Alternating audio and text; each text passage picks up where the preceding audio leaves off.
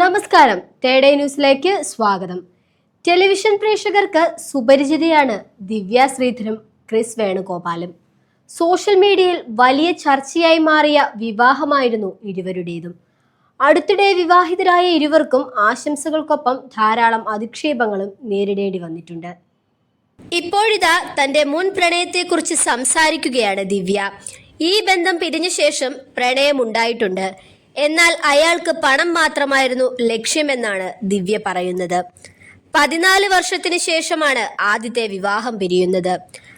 അതിനുശേഷം എനിക്കൊരിഷ്ടമുണ്ടായിട്ടില്ല എന്ന് ഞാൻ എവിടെയും പറഞ്ഞിട്ടില്ല.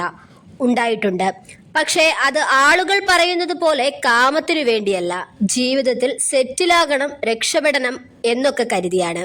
എനിക്കൊരു അസുഖം വരുമ്പോൾ അല്ലെങ്കിൽ സങ്കടമുണ്ടാകുമ്പോൾ കൂടെ നിൽക്കാൻ ഒരാൾ, ഒരു കുടുംബമായി മാറാൻ ഒരാൾ, അങ്ങനെയാണ് എൻ്റെ ജീവിതത്തിൽ ഉണ്ടായിട്ടുണ്ട്. രക്ഷപ്പെടണമെന്ന് ആഗ്രഹിച്ചിരുന്നു, പക്ഷേ ഉണ്ടായില്ല.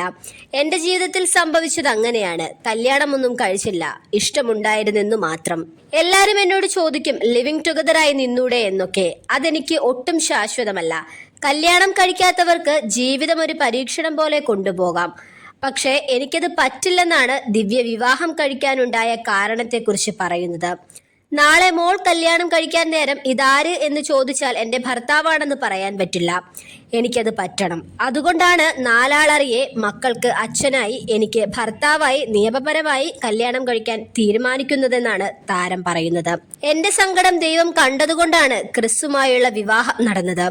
ഗുരുവായൂർ വെച്ചായിരുന്നു ക്രിസിന്റെയും എന്റെയും വിവാഹം. വിവാഹ സമയത്ത് തന്നെ സോഷ്യൽ മീഡിയയുടെ കടുത്ത അധിക്ഷേപങ്ങൾ നേരിട്ടെങ്കിലും ഇപ്പോൾ ഞങ്ങൾ സുഖമായി ജീവിക്കുന്നു.